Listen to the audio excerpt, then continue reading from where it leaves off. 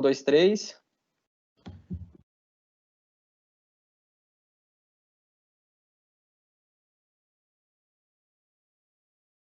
Olá, boa noite, sejam todos muito bem-vindos ao nosso webinar de nutrição e adubação da cultura do coqueiro. E gostaria de chamar agora o especialista agronômico, líder da cultura em todo o Brasil, Eduardo Saldanha. Saldanha, a palavra está contigo. Olá, pessoal, boa noite, né? Sejam muito bem-vindos ao nosso evento, né? O nosso webinar, que vai tratar sobre nutrição e adubação da cultura do coqueiro. Antes de nós começarmos efetivamente o conteúdo, eu gostaria de chamar a nossa diretora, né, de negócios da Yara Brasil para passar uma mensagem, né, para quem está nos assistindo nesse momento. Luciede, é com você. Olá, pessoal, boa noite. Muito obrigada pela presença de todos. É um prazer estar aqui com vocês. Como o Saldanha já me apresentou, meu nome é Luciede Marques, eu sou diretora de negócios e comercial da Yara, com foco nas culturas de alto valor agregado, onde o coco é uma dessas culturas, né?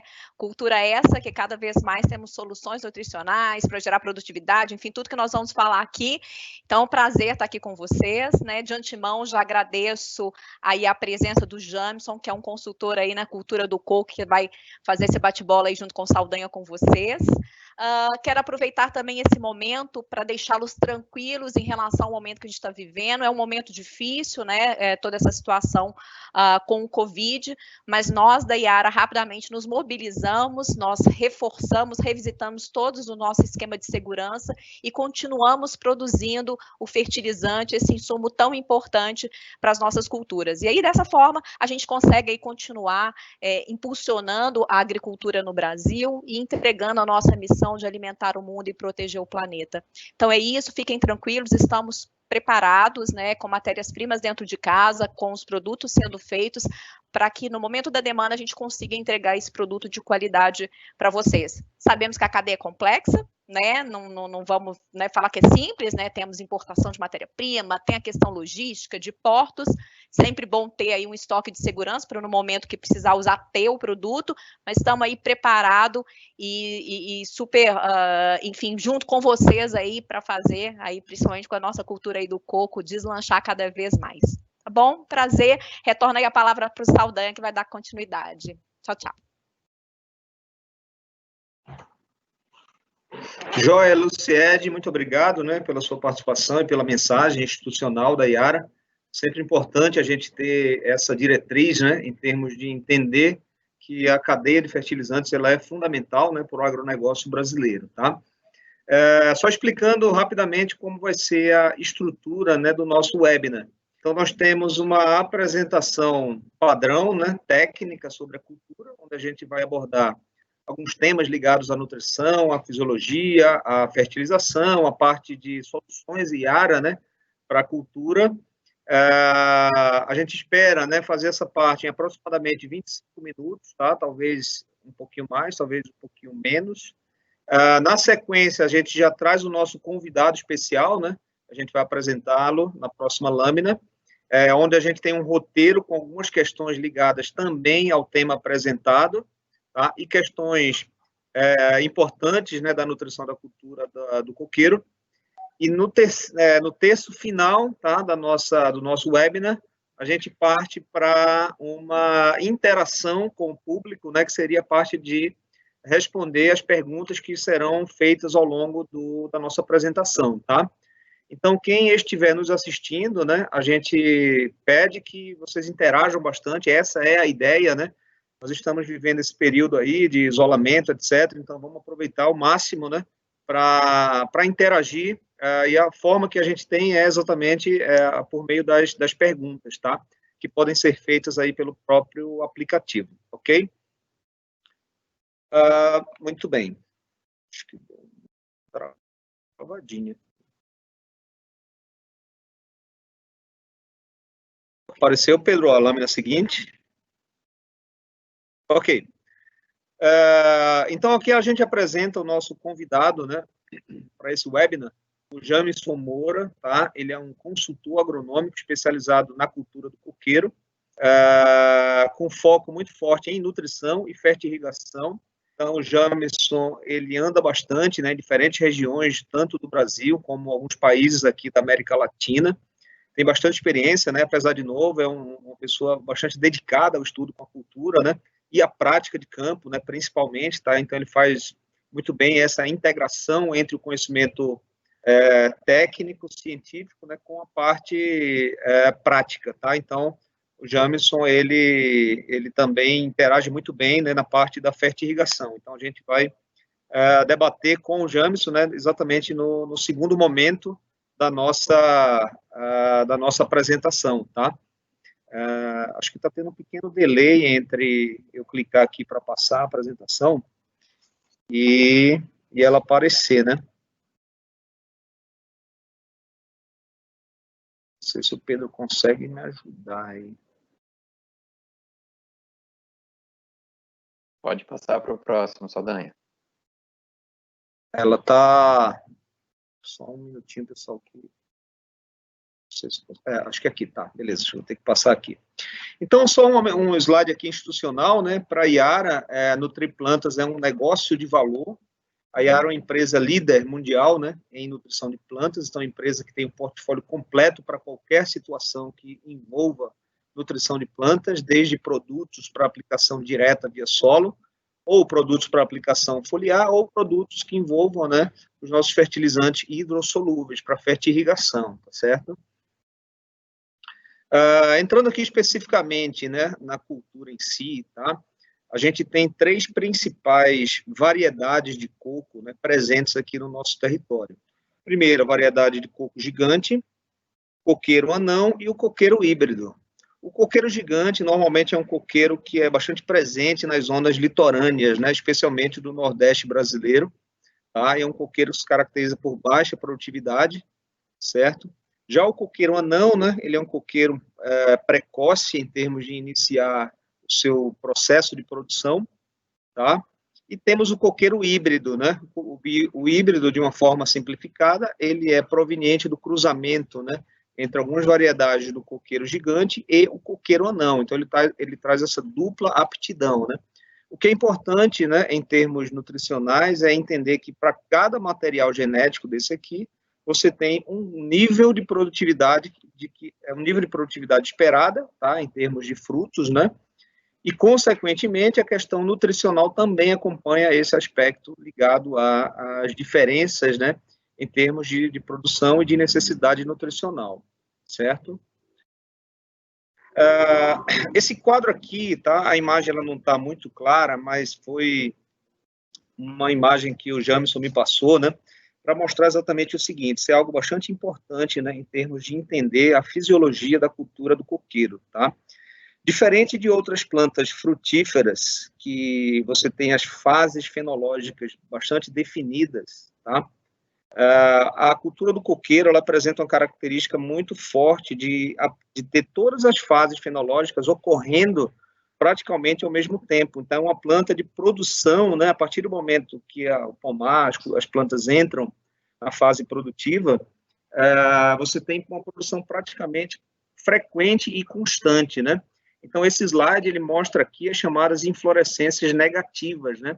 Ou seja, você tem em torno de 18, né, seriam as inflorescências negativas que virão, né, após elas passarem por toda a sua fase de desenvolvimento e chegarem, né, à fase visível, né? Então, o que a gente vê, na verdade, quando uma planta de coco emite, né, uma inflorescência, e essa inflorescência se transformará num cacho, essa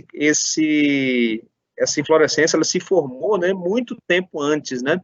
Então, o Jamerson vai abordar um pouco isso aqui, mas a diferenciação floral, ela às vezes demora mais de um ano, né, antes da inflorescência aparecer. E por que isso é importante, né? Porque, considerando tudo isso que a gente comentou, de que a planta ela tem uma fisiologia voltada para a produção frequente, né, a nutrição ela deve ser trabalhada também dessa maneira, né, pensando em favorecer todos esses processos que começam há muito tempo antes, tá? Então, isso é bem importante. Acho que o Jamerson deve voltar nesse ponto no debate dele, e com certeza ele vai explanar, né, com maior profundidade essa questão aqui, ok? Bom, em questões nutricionais, a gente conhece, né, que as plantas elas demandam tanto o que a gente chama de macronutrientes como os micronutrientes, né? Macronutrientes são elementos demandados em quantidades grandes, né, pela cultura, enquanto que os micronutrientes em quantidades menores, né, mas ambos os grupos são essenciais e fazem parte de todo o processo fisiológico, né, que resulta na produção de qualquer cultura, tá? Aqui a gente tem um dado, né, adaptado do Sobral 98, é uma publicação da Embrapa, né, mostrando as exigências nutricionais do coqueiro, certo? Um ponto importante que nós também iremos tocar no debate, né, são as questões ligadas à necessidade, né, de pesquisa nessa cultura, tá? Então, os dados normalmente são dados de publicações antigas, né, que não têm acompanhado, na maioria das vezes, os níveis de produtividade que são trabalhados, especialmente na variedade coqueiro anão verde, né, onde, em algumas áreas que trabalham com alta tecnologia, né, as produtividades podem chegar a mais de 400 frutos por planta por ano, tá? Então, segundo esse dado aqui do Sobral, você tem uma indicação na publicação, né, para 200 cocos, a gente pode fazer uma extrapolação, tá? E aqui a gente teria as demandas nutricionais. Um ponto que chama bastante atenção aqui é a chamada ordem de exportação, ou seja, quanto de nutriente a planta exporta, né, com os frutos que são colhidos. E observem o seguinte, a gente teria o potássio em termos de quantitativos demandados em maior quantidade, seguido aqui pelo cloro, tá? Esse é um destaque, né, bem interessante, a cultura do coqueiro, né? Talvez seja uma das únicas culturas assim que a gente conheça, né, em termos de frutíferas, que tem uma altíssima exigência por cloro, né? Então, normalmente, se você comparar com uma outra frutífera, como uma manga, uma uva, a demanda é potássio, nitrogênio, cálcio, por exemplo. A gente vê que aqui que a cultura demanda, em primeiro lugar, potássio, depois cloro na sequência, tá? Então, apesar do cloro, né, em termos científicos, né, dentro do conceito de nutriente, ser considerado um micronutriente, você pode dizer, tá, a gente pode considerar que para a cultura do coqueiro, o cloro, em termos quantitativos, ele é um macronutriente, tá? Então, isso é importante também em termos de considerações, tá? Eu até colocaria um ponto aqui, o James pode comentar, né, a voltar nesse ponto da importância do cloro para essa cultura. Aqui a gente tem uma sequência, tá, de imagens, né, que mostram deficiências nutricionais. Eu vou passar de uma maneira um pouco mais rápida, tá? Fotos que ilustram a deficiência nutricional de nitrogênio, tá? Um amarelecimento aqui, né, mais homogêneo, né, nas folhas mais velhas, tá? Aqui um exemplo de deficiência de potássio, né? A planta ela apresenta algumas manchas cloróticas, né? Às vezes as manchas alaranjadas que coalescem, certo? Isso aqui é um coqueiro. Essa foto aqui é da palma de óleo, né? A gente tem alguns dados também dentro da nossa apresentação da palma, né? Conhecido como dendê também, tá? São as palmáceas, certo? Um ponto também bastante relevante de considerar é a questão do diagnóstico nutricional.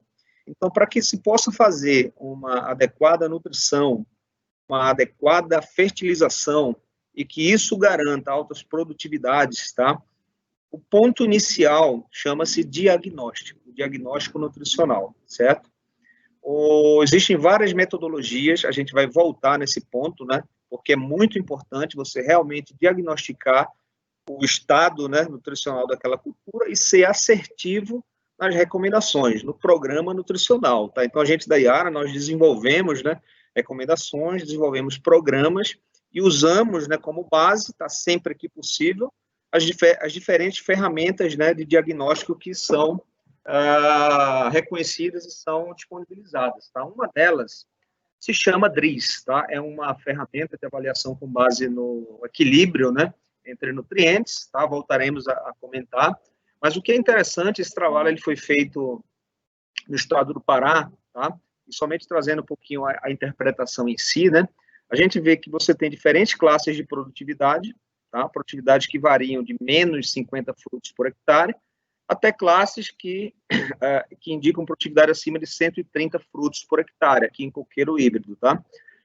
Aplicamos a metodologia DRIS e o método, ele indicou deficiências aqui desses nutrientes. E o método, né, ele é importante porque ele indica a ordem da deficiência. Então, a gente percebeu aqui, para produtividades, né, acima de 70, o potássio era sempre o nutriente que limitava em maior frequência, tá, a produção da cultura, seguida aqui do cálcio, né? Isso é algo bem importante de ser considerado, tá? Eu vou voltar um slide aqui, é bem importante esse slide aqui, para que a gente possa ver, novamente frisar, né, que o cálcio, ele está em termos de demanda da cultura, segundo esse dado, ele aparece aqui no quarto lugar, tá? E observar que aquela informação que nós passamos para vocês ali, com base no diagnóstico, obviamente isso é um dado de pesquisa, o potássio ele apareceu em primeiro lugar, seguido pelo cálcio, né, e outros elementos, tá? Aqui basicamente para ilustrar. Assim, uma opinião, né, uma avaliação que eu faço, que áreas, né, que possam ter algum problema, né, de nutrição, tá? O diagnóstico, ele aponta com grande chance, né, a deficiência que está ocorrendo, e isso ajuda muito a ser mais assertivo, tá? Na recomendação. Aqui também um dado de nível crítico de folha, né? A análise de folha, ela é uma análise bastante utilizada também em frutíferas perenes, né? E para que você saiba quais os nutrientes, tá, estão limitando a produtividade, a gente usa os chamados níveis críticos, tá, de macro e micronutrientes. Aqui a gente tem dois padrões definidos de folhas, né? Folha número 9 para plantas mais jovens, abaixo de 4 anos, e plantas, né, e folha de número 14, tá? Esse número aqui ele se refere à posição, né, da folha, tá? Bastante conhecido também para quem trabalha, né, com a cultura. Então, aqui a gente tem os níveis, de maneira simplificada, você pode comparar e conhecer se a sua área, tá, está com teores adequados de cada nutriente, tá? Existe também aqui algumas informações, o Jamson deve voltar a comunicar, a comentar essa questão, né, também da necessidade de renovações de níveis críticos, tá, e de informações mais precisas, né, também por região, ok? Novamente, voltando aqui, né, para as imagens de deficiência, a gente tem a deficiência aqui bastante clássica e bastante recorrente, né, em diferentes culturas, e no coqueiro também, muito comum, a deficiência de magnésio, se caracteriza aqui por uma clorose nos folíolos, tá? E o interessante é observar que os folíolos mais próximos a raques, né, que seria esse ramo central aqui, tá? Eles permanecem esverdeados, e do meio para a ponta, né, ele fica amarelado. Ok, aqui também um exemplo clássico de deficiência de magnésio, muito associada também a problemas de fotooxidação, ou seja, problemas de estresses abióticos, tá, que causam esse tipo de situação. E, assim, a consequência direta disso aqui é perda de capacidade fotossintética. Uma planta que não está com a quantidade de folhas, né, adequada, e essa folha tem algum distúrbio associado a amarelecimento, a clorose, é uma planta que vai ter limitações em produtividade e em fotossíntese, e isso se refletirá também na sua capacidade produtiva, ok? Novamente, só mostrando aqui que o magnésio é um elemento central, bastante importante, né? O magnésio, ele constitui a clorofila, que é um pigmento que dá cor verde às plantas, então isso mostra, né, fortemente a necessidade. Aqui a gente tem uma imagem de um cloroplasto, tá, dentro de uma célula, né? As pesquisas indicam que mais de 25% do que a planta absorve de magnésio, ele está dentro das clorofilas, ou seja, o magnésio, né, pode-se dizer que 1/4 do magnésio ele está ligado diretamente ao processo fotossintético, tá? Aqui, a importância do magnésio na ativação, né, de enzimas ligados à redução de estresses, tá? Então, se a gente fizer uma conexão entre essa situação de estresse e aquele ponto que a gente mostrou com relação às inflorescências negativas, ou seja, que a planta ainda está formando e que ainda será emitida, né? É bem importante o suprimento adequado de todos os elementos, especialmente magnésio e alguns micronutrientes, para que você mantenha o sistema de defesa da planta sempre ativado. Tá? Então, você tem algumas enzimas, né, que atuam no processo de antioxidação. Então, por exemplo, trazendo isso um pouco para a prática, né, situações de excesso de calor em determinadas regiões, situações de déficit hídrico em determinadas regiões, situações de fotoperíodo extremamente longo, né, dentre outros fatores, frio em determinadas regiões. A gente sabe que no Espírito Santo você tem períodos do ano, né, que as temperaturas caem, e aí com certeza existe algum grau de estresse para a cultura, tá? Então, isso é bem importante manter ao longo do ano, tá, a planta com teores adequados para que ela permaneça ativa em termos fotossintéticos. Imagens de deficiência de cobre em campo, tá? O cobre ele é bastante importante, né, também para a cultura do coqueiro em termos de demanda, tá? Certa vez o Jamerson me comunicou, né, sobre até informações sobre extração, né, de micronutrientes, elas são bastante escassas na cultura do coqueiro. E aí o Jamerson trouxe a informação que cobre e boro são dois nutrientes bastante demandados, né, pela cultura. E aqui uma foto também do colega Jamerson, né, mostrando esse problema, né, folhas curvadas, folíolos curvados, tá? Isso compromete, né, o ângulo de inserção da folha e, consequentemente, a captura de luz e impacta também no processo fotossintético, tá? O cobre está ligado à formação das ligninas, né, que são elementos de estrutura das células vegetais. Aqui também deficiências bastante práticas e comuns, né, em campo, tá? Deficiência de boro, muito comum. O boro ele tem funções fortemente ligadas, né, à estruturação celular, ao processo de florescimento, dentre muitas outras funções. O Jamerson vai voltar a abordar com um pouco mais de profundidade as questões ligadas ao boro, né? Então, a gente vê aqui uma foto mostrando uma área de coqueiro, né, com teores de boro considerados adequados, e uma área com boro deficiente. Então, claramente, você vê aqui uma emissão mais acentuada de raízes mais saudáveis, né, mais bem formadas, tá? Isso é feito a nível de radicular. A gente percebe aqui também deformações em tecidos, isso é bastante comum em palmeiras, em palmáceas em geral, tá? Um sintoma muito característico, não só em coqueiro, mas se a gente considerar a cultura do açaí, a cultura da palma de óleo, pupunha, né? A manifestação do sintoma ela é muito semelhante a essas que a gente tem observado para o nutriente boro, tá bom? E aí o solo brasileiro normalmente são solos com baixo teor de matéria orgânica, consequentemente a reserva de boro ela tende a ser menor, tá? Um trabalho aqui da Revista Brasileira Ciência do Solo, publicado em 2008, né? Muito simples também, um tratamento com a presença de boro e um tratamento na ausência de boro, né?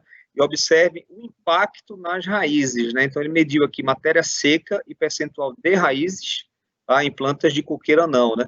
Observe aqui os valores numéricos, tá? Medida em gramas por planta, né? Uma redução estatisticamente significativa e numericamente muito significativa, tá? Então, e se observarmos, o trabalho ele separou em raízes finas, médias e grossas, tá? O impacto maior foi nas raízes finas, né?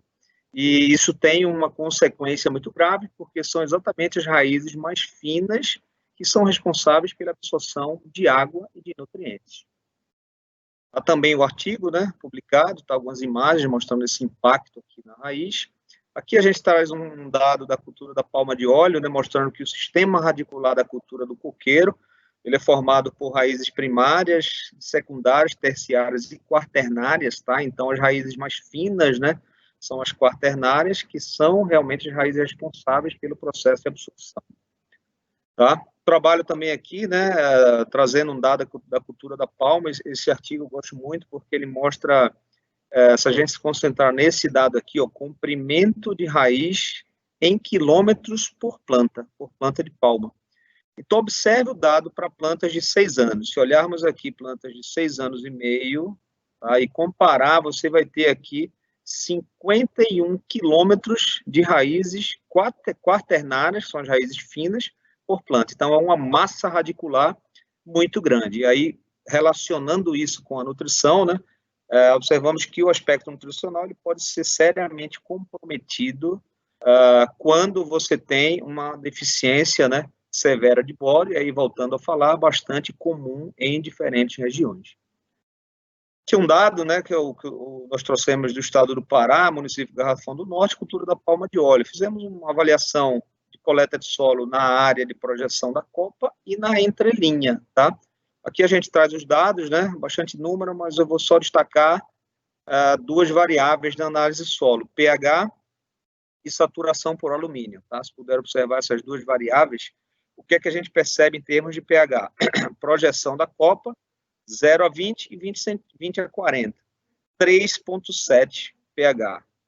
3,8, 20 a 40. Na entrelinha, 3,8 e 3,9, ou seja, uma condição de acidez absurdamente ácida, tá?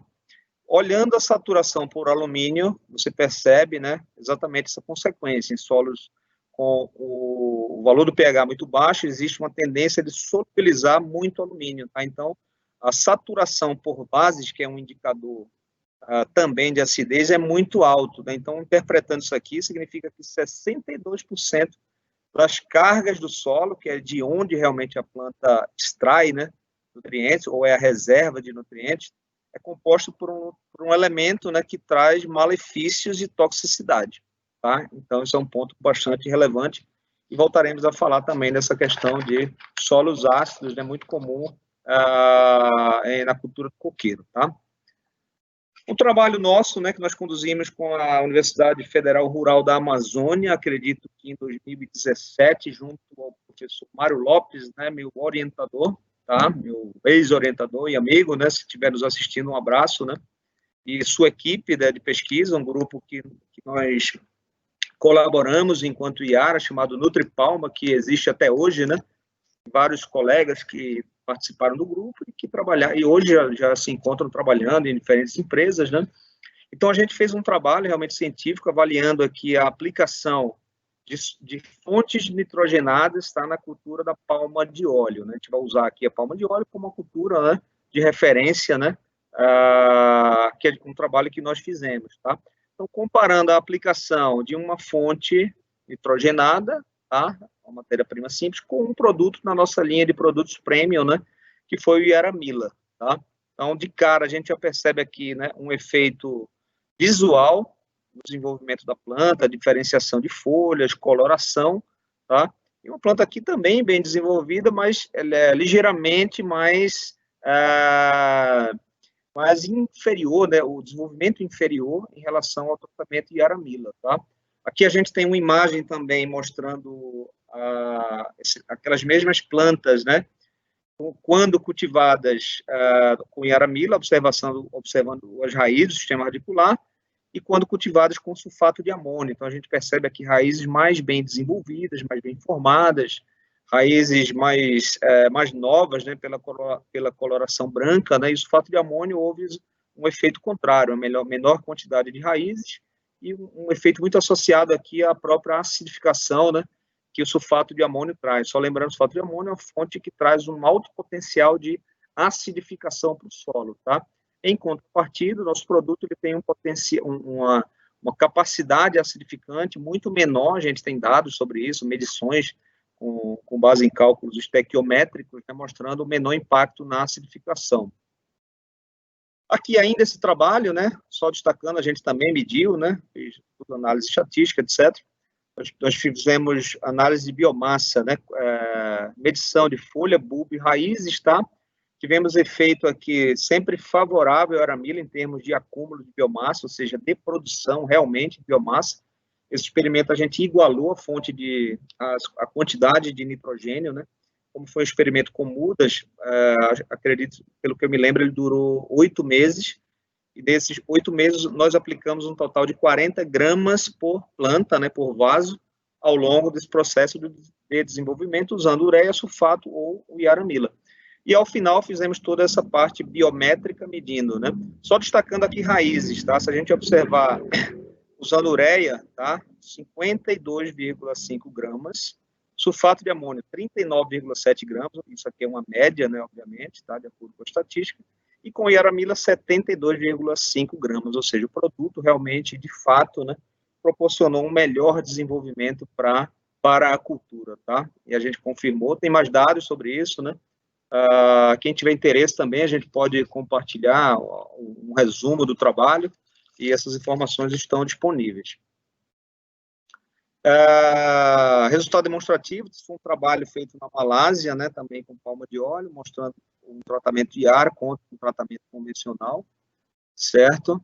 E aqui a gente só vai mostrar para vocês agora, né, a gente tem um programa, nós temos algumas recomendações gerais que a gente segue, né, mas o que a gente vai mostrar é basicamente o nosso portfólio de produtos, né, que compõe o programa nutricional IARA, certo?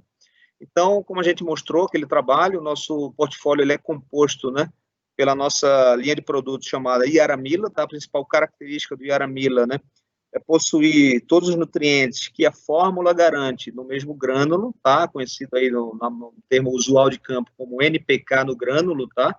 Ou NPK no grão. O benefício aqui ele é muito direto em termos visuais, né? Essas imagens elas auxiliam essa visualização. Ao ser aplicado o fertilizante, a planta ela facilmente, todo o sistema de raízes, ele tem acesso aos nutrientes de uma maneira equilibrada, tá? Enquanto que com fórmulas convencionais, né, nem sempre a aplicação ela garante essa distribuição equilibrada dos elementos, tá? Isso é uma foto que nós fizemos, né, na região de Petrolândia, né, forte polo de produção da cultura do coqueiro, somente mostrando, usando aqui, né, de forma didática, essas bolinhas que seriam a simulação do que é o Yaramila, né, após o processo de distribuição dos fertilizantes, tá? Cada bolinha dessa, ela representaria um grânulo, onde você vai ter certeza que essa planta aqui está recebendo todos os nutrientes que a fórmula contém, de forma equilibrada, de acordo com a dose que foi recomendada, né, para a cultura. Isso tem um ganho espetacular, tá? Em contrapartida, né, se a gente usar fórmulas convencionais, você vai ter uma grande variabilidade, tá, de nutrientes por meio da segregação, que é algo que ocorre quando a gente usa fórmulas convencionais.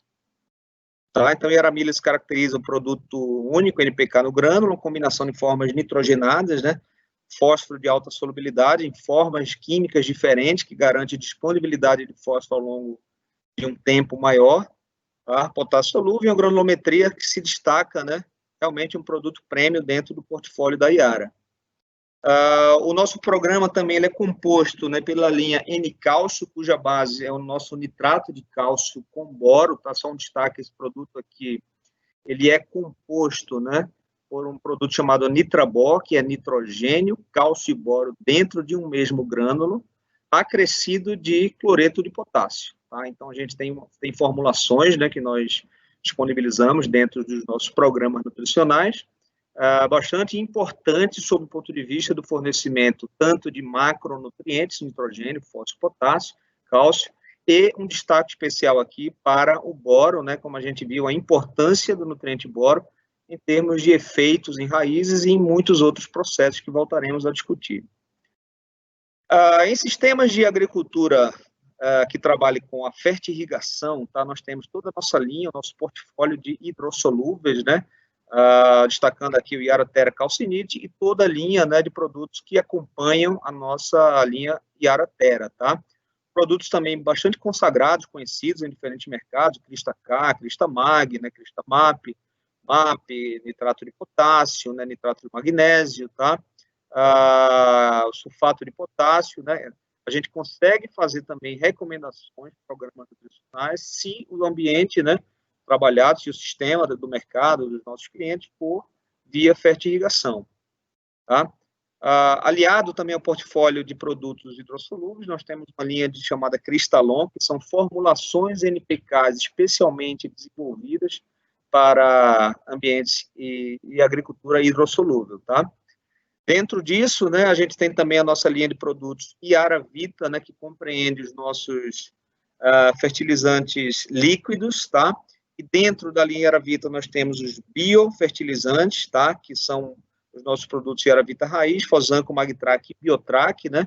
Eles têm o princípio da bioestimulação, tá? Ou seja, o conceito aqui associado de nutrição mais estímulo fisiológico. Isso é bastante importante, considerando toda a problemática de estresses abióticos que a gente acompanha nas diferentes regiões de produção, frio, calor, tá? Então, é super importante manter uma cultura com o seu sistema de defesa, tá? Antioxidante, ativado, tá? E esses estímulos fisiológicos, né? Muito trabalhados em diferentes culturas, né? Também acredito que faria muito sentido, né? O uso de uma forma mais intensa, tá?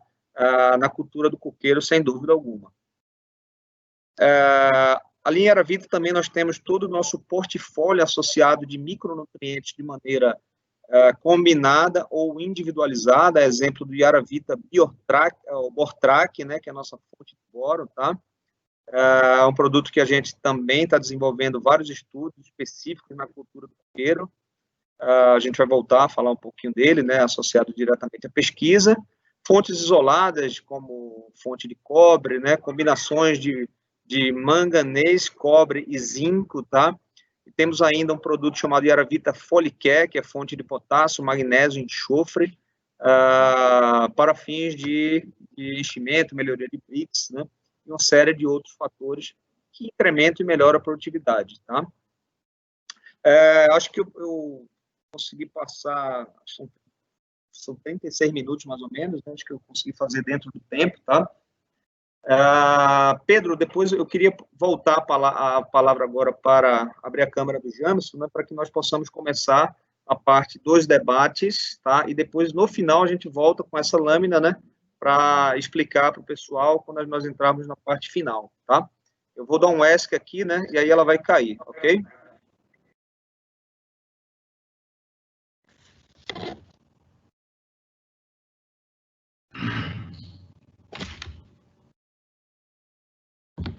Pedro?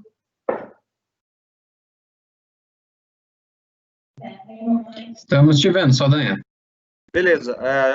Agora a gente vai dar sequência, né? Não sei se a câmera já está com o Jamerson aí, né? Então, Jamerson, se você quiser se apresentar para o pessoal, você já está aí ao vivo. E aí, pessoal, boa noite. Como o Saldanha falou, eu sou o Jamerson, sou engenheiro agrônomo aí, e eu me especializei na cultura do coqueiro, certo? Apesar de também ter alguns trabalhos com açaí, algumas coisas assim, mas o meu foco maior é coqueiro. E é uma cultura hoje que essa parte de nutrição a gente vê que é um pouco negligenciada, tanto em campo como em trabalho de pesquisa, que falta muitos trabalhos de fisiologia, né, que eu acho que é o calo da cultura. Se fala muito de fertilidade do solo e esquece fisiologia vegetal aplicada à nutrição de plantas, né, que hoje não dá para a gente falar de nutrição sem abordar aspectos fisiológicos, né. E vamos aí. Beleza. Muito bom, James. Então, pessoal, a gente entra agora na nossa segunda parte, né, do nosso webinar, que é exatamente a interação com base nesse nosso roteiro, tá? Que visa exatamente trazer todos os pontos e mais alguns aprofundamentos, que eu acho que é bastante válido, né? Aproveitar toda a experiência que o Jamerson traz com a cultura, tá? Então, a primeira pergunta, né? Jamerson, qual a importância da nutrição equilibrada na cultura do coqueiro? E, principalmente, como você avalia, né, a qualidade das adubações dos programas nutricionais que são empregados nas diferentes regiões? Qual a sua visão, né, de uma forma macro, assim, sobre esse ponto? Pronto. A gente vê por aí que até o pessoal faz a dose correta, só que falta o que você falou, o equilíbrio nutricional, né? Que só para abrir aqui um parênteses para a gente conceituar, né? Que existe uma coisa chamada balanço nutricional, é uma coisa, e equilíbrio nutricional é outra coisa, certo? Quando a gente se refere a balanço nutricional, a gente se refere a aplicar aquela quantidade de nutrientes para a planta viver, certo? Que seria os aspectos de quantidade. E quando a gente aborda equilíbrio nutricional, seria a qualidade da nossa nutrição em termos de proporções, né? E o que a gente percebe é que até se aplica o balanço correto, mas o equilíbrio errado, entendeu? Se aplica a dose que era para aplicar, porém falta algumas coisas, né? Que, para citar como exemplo aqui, ainda hoje, no coqueiro tem muita gente que não faz análise foliar, certo? Isso aí é comum ter, e também tem gente que não faz análise de solo, né? Às vezes aduba o que o vizinho faz e tal, e isso aí não é bem por assim, né? Porque a gente vê que o Brasil ele é muito heterogêneo em clima, né? Então a gente tem um clima aí na sua região, Saldanha, essa região de Pernambuco é um clima, aqui no Ceará é outro clima totalmente diferente, o Pará é outro clima, você desce para o Sudeste é outro clima. E a gente vê muito que os manejos o pessoal quer replicar, entendeu? Tipo, que está fazendo no canto e dá certo, quer levar para o outro. Só que esquece aí os dados que, por exemplo, clima interfere, tipo de solo interfere, a genética interfere, né? Irrigação interfere. Então, e outra coisa que eu vejo que falta bastante do pessoal é linkar essa parte de nutrição com fisiologia, né? Como você falou muito bem aí na sua apresentação, falta o que você fez aí, por exemplo, quando você falou do cobre, você mostrou lá o sintoma, né? Que é a folha enverga, né? Ela meio que fica dobrada e tal. Você falou que o cobre lá, como a gente sabe, o cobre ele atua 100%, além de transferir elétron na fotossíntese, ele atua na parede celular, né? Que falta o que a gente, por exemplo, entender a função do nutriente e linkar com o sintoma, entendeu?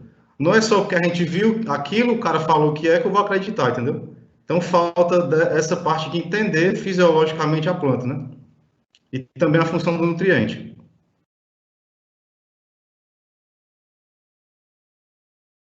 Saldanha, tá mudo aí, Saldanha. Voltei, desculpa. Pronto, 2 pontos. show. Beleza, 2 pontos importantes que você comentou, a nutrição equilibrada, tá? E o balanço de nutrientes destacando, né? Que são coisas diferentes, realmente, bem pontuado. E a questão, principalmente, de reconhecer as limitações, que aí entra fortemente a questão da diagnose, né? Como a gente comentou, tá? Vou passar, James, para o segundo ponto, né? Considerando que a cultura do coqueiro, né, a partir da fase produtiva, possui um ciclo fisiológico que poderíamos chamar de produção constante, como nós comentamos também durante a apresentação, ou seja, as fases fenológicas estão acontecendo praticamente todas ao mesmo tempo, diferente de outras culturas frutíferas perenes, tá? Desta forma, como deveria ser feita a nutrição da cultura? Esse é o ponto. De tal maneira que as necessidades nutricionais sejam atendidas para suportar adequadamente toda a produtividade, né, que está se formando, vamos dizer assim. Está contigo, James. Pronto, você falou num ponto aí muito importante, que é produção e esse termo constante, né? O coqueiro, a partir, se você nutrir bem a planta, com 2 anos ela já emite inflorescência, tá? Isso aí, a literatura fala em 3 anos, 3 anos e meio, o anão, né? No caso do anão. Mas se você manejar bem, você consegue antecipar, né? E a grande sacada aí é que, como você tem uma produção constante, então, um dos segredos seria o monitoramento, né? Se eu estou com a produção constante, então eu vou ter que ter um monitoramento constante, né? Então, o monitoramento básico aí que entraria é a análise foliar, né? Como eu falei no início, tem produtor que ainda não faz, né? Análise foliar, infelizmente, ou faz uma vez no ano. Se eu for falar de coqueiro não, que é um cultivo irrigado, né? Que tem água disponível o ano todo, e a fisiologia da planta ela vai ser constante. Então, não permite, tipo assim, não é legal a gente trabalhar só com análise foliar, porque a fisiologia da planta num período chuvoso é no período seco é outro, certo? E a gente percebe que esses períodos de seca ou chuva, a planta muda o equilíbrio nutricional dela. Então, uma maneira básica de fazer esse monitoramento e entender, né, essa parte também de filotaxia, é trabalhar com análise foliar periódica, pelo menos de 3 a 4 meses, isso cultivo irrigado, né? E cultivo de sequeira, infelizmente, geralmente se faz um por ano, né? Para você entender, né? Essa parte aí desse monitoramento. E aquela figura que você colocou lá é tão importante porque ela mostra que o que eu estou vendo ali na planta, que eu bati o olho e vi, eu estou vendo a folha 10 com a inflorescência que abriu agora, né? Só que você falou muito bem, dentro da planta vai ter pelo menos aí 18 inflorescências já formadas. Só que ela vai diferenciar com mais ou menos aí 1 ano, né? Então, o que você viu, você volta 1 ano, como se fosse volta, no caso antecipa, né? 1 ano seria a inflorescência já está dentro da planta, que vai sair daqui a 1 ano, né? Então, se você faz um manejo errado hoje, além de você comprometer o que está lá na planta, você vai abortar fruto, vai reduzir o tamanho de fruto, tudo, você comprometeu a produção do próximo ano, e se a gente for contar que geralmente da folha 10 até o 19 e 20, falando de anão aqui, né? Demorei 5, 6 meses para ser colhido, e se a diferenciação ocorre com 1 ano, então aí vai ser 6 meses só para me colher o que eu fiz, certo? Que seria do 10 até o 19, mais 1 ano para aquela folha que está lá dentro sair, e mais 6 meses para me colher de novo. Então, a gente sempre fala que em coqueiro, a gente só consegue ter resposta de um manejo estabilizado após 24 meses. Certo? Que isso aí, e outra coisa importante a destacar, é que a gente recebe muita pergunta do pessoal e foto também, mostrando planta nova abortando fruto, no primeiro, segundo, terceiro cacho abortando, né? Geralmente isso aí, não vou falar a culpa, mas a causa, além dela ter esse aborto natural, é o que? É esse manejo inadequado, certo? Que você, eu só vou, geralmente, eu vou dar exemplo de pequeno produtor, planta o coqueiro, isso geralmente só instala o sistema de irrigação quando ele começa a querer emitir flor, isso é comum a gente ver hoje, tá? Só que você tem que ver que quando ele começou a emitir flor, ele já formou a produção dos próximos 1 ano e meio, 2 na frente, né? Então, comprometi tudo, certo? Então, essa parte aí de produção constante é um tópico aí que é muito, fala assim, é primordial, né? Pós-produtividade, você entender isso aí, né? E deixar bem claro que, como eu falei na pergunta passada, que o Brasil é totalmente diferente, eu vou ter área do Brasil que vai emitir 20 folhas no ano, que seria 20 cachos. Eu vou ter área do Brasil que vai emitir 14 cachos no ano, certo? Vai ter área do Brasil que vai emitir 16 cachos no ano. Vai ter área que vai ser 15. Então, eu não posso querer comparar o manejo de uma região com a outra, certo? Só para vocês citar como exemplo aqui, eu vou dar um exemplo simples aqui. Se você pega a região ali de Rodelas, ou então Petrolândia, né? Ali deve dar no ano ali umas 20 colheitas, certo? 20 colheitas, se cada caixa, um exemplo, der 20 frutos, eu já fui para 400 frutos, certo? Agora você vai para o Espírito Santo da vida, que são 14 colheitas. Se eu conseguir manejar a planta muito bem, eu vou ter os 14 cachos vezes 20 frutos, né, que é muito raro ter todos os cachos completos, principalmente no Espírito Santo, que é uma condição que tem frio, eu só vou conseguir produzir o topo, 280 frutos, né? Só para a gente entender essa limitação, só baseado nessa emissão de folha, né? Certo? De uma região para outra. Só você está vendo aí que é uma diferença aí de 120 frutos, de uma região para outra, né? Às vezes é muito legal o pessoal de Petrolândia, Rodelas, Petrolina, falar, eu tiro 400 frutos, eu tiro 350. Só que aí os produtores de outros estados fica espantado ou se acha que está fazendo tudo errado, entendeu? Só que climaticamente, fisiologicamente, a planta é totalmente diferente, né? Beleza? Deu para entender, aí? Perfeito, Jamson. Muito bom, muito bom. Você resgatou todo aquele conceito que a gente trouxe lá na apresentação, de toda aquela embriologia, vamos chamar assim, que começa aí há 24 meses atrás, né? E trazendo para o monitoramento, mostrando a importância, de fato, de um monitoramento, né? Por meio de análise de folha, né? A cada 3, 4 meses, de fato, e não somente uma vez no ano. Isso é bastante importante, né? Considerar para realmente trabalhar a nutrição sob o ponto de vista avançado, né, como você está pontuando. Então, realmente, para produzir, né, para ter produtividade nesses patamares, 400, 450, é necessário, de fato, esse aprimoramento, né, por meio da nutrição. Precisa do clima, viu? Também só para deixar esse parênteses. O clima não, claro, tem que ajudar. Sim, com certeza. E trazendo aí para as diferentes realidades, né? Muito bom. Vamos para o nosso terceiro ponto aqui, né? Vamos lá. Em uma visita que fizemos juntamente com você a um produtor no estado do Ceará, observamos uma área de coqueiro de alta produtividade, que inclusive num solo praticamente areia de praia, né? Nesta visita nos chamou a atenção sua preocupação com o monitoramento, né, com relação à contagem de folhas ativas e saudáveis, tá? E aí a gente lembra da nossa apresentação, né? Desculpa, quando nós mostramos aquela lâmina, a importância do magnésio sob o ponto de vista de manter a planta fisiologicamente ativa, tá? Dentro dessa ótica, né, poderias abordar como esse importante parâmetro fitotécnico influencia na produtividade do coqueiro e qual a importância dos nutrientes no que diz respeito a isso, né? Voltando aí, o ponto é a questão de folhas saudáveis, ativas e em quantidades adequadas para a cultura. Está contigo, James. Eu vou dar aqui um exemplo bem simples para o pessoal que está em casa entender facilmente isso aí, né? Imagina que eu tenho uma roça de coco e você tem outra, certo? Imagina que a minha roça tem 40 folhas e a tua roça tem 30 folhas, certo? Na planta. E vamos supor que a planta teve um estresse e teve que retranslocar nutriente, né? Das folhas mais velhas para a folha mais nova. Vamos supor que ela teve que retranslocar nutriente de 10 folhas, certo? Ou seja, se eu perdi da minha área foliar, perdi assim, entre aspas, né? 10 folhas, eu perdi 25%.